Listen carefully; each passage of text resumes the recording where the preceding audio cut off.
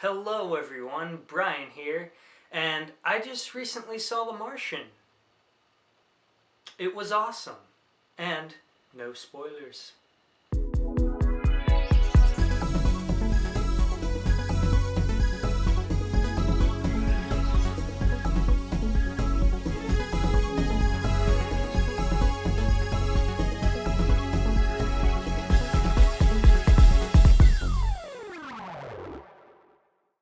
So, The Martian, starring Matt Damon, is the latest film by well-known director Ridley Scott for films such as Gladiator, Alien, Prometheus, and Blade Runner.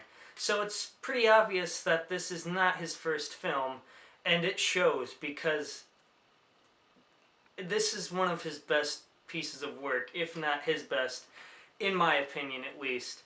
He's done very well-known films. The guy's peaking the end of his 70s. He's almost 80 years old, and he comes out and he directs and makes one of, if not the best films of 2015. Long story short, go see this film. It is completely worth it. You will have a great time.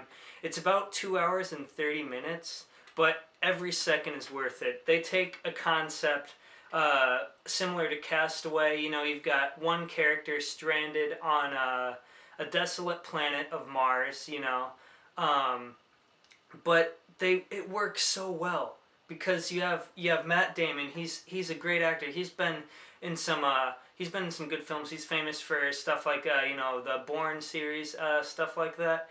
But here he just blows it out of the park. You completely, like, 100% of the time I believed this is a guy who's trapped on Mars and who cannot get out. I believed it 100%.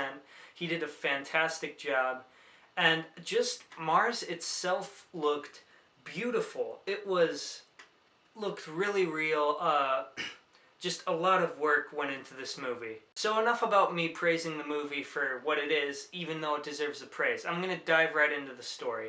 So the story follows an astronaut played by Matt Damon, who him and his team are traveling to Mars, obviously the Martian, to collect some samples, examine the planet. So this is a fictional movie, but it never feels like a fictional movie. You feel like this could have easily happened. If I didn't know any better, I would say this was a fictional movie.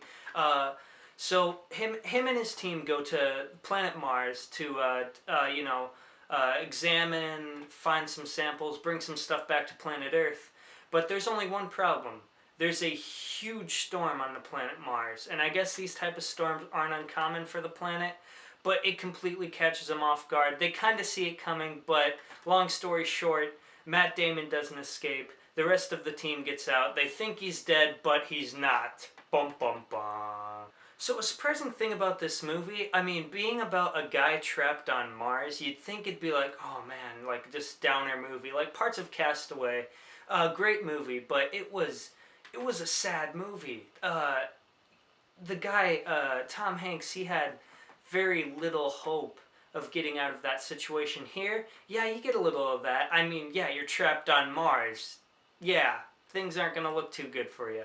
But no, Matt Damon, he's like, I am going to die here. But then, like, the next day, he's like, I am not going to die here. So he jumps right back on the horse, gets back to things, and that's where this movie shines. It was surprisingly funny too, which is completely refreshing. You get a concept like this, and you think it'd just be a sad, depressing movie, which works. Castaway did it fine, but here it's kind of refreshing to see that they have some pretty funny, solid moments here, which is great. A lot of it being him interacting with Earth and his crew, because there's parts in this movie where like they can contact him. They have contact with him. You saw in the trailer the little video blogs he did. So that was cool. It was cool how they did that. He could contact them. And that's where some of the funniest parts of the movie come in. It's not... well, okay, so you get Castaway. That's a movie where a lot of it takes place, almost all of it takes place actually on this island. You're following Tom Hanks around the whole time. And there's a lot of that here too, but you go down to Earth. You see what they're doing to try and save Matt Damon because they know he's up there now. They know he's alive. They're like, oh my gosh, we have to save this guy, and they try to do it. Do they succeed? Can't tell you.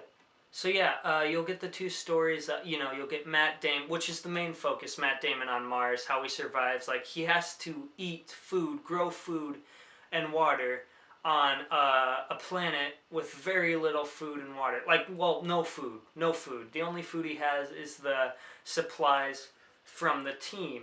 So how does he grow food? Well, he's a botanist, so that's helpful. But yeah, it's you feel you feel in some movies like, oh yeah, they're gonna get out of this situation. There's moments in this movie where you're like, is he going to survive this? Like, you don't know. You're not sure. So they did a really good job of that life or death situation. Like, will he make it out? Who knows? But I really, really like that aspect of the movie. It was done really well. And that was one of my favorite things from the movie, him trying to survive.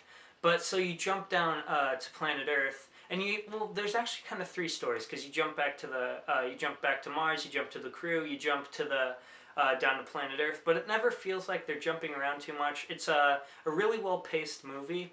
What they do with it, they actually have they'll cut at the right time. Like if something's slow moving on Mars, they'll cut down to the ship with his buddies, or down to Earth with the people at NASA trying to save him.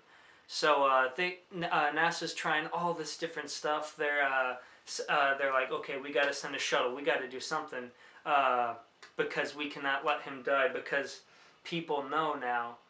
And I mean, that would look terrible on NASA's part. That they go to Mars and they left the guy behind. So they obviously have to find a way to save him. So in the end, The Martian is a fantastic film. I highly recommend it. If you're looking for a great movie to see, I would recommend The Martian because, in my opinion, it's one of the year's best. It's well worth your time. Matt Damon does a great performance, and it's a very well written and directed movie by Ridley Scott. Good job, Ridley Scott. You did a great one this year.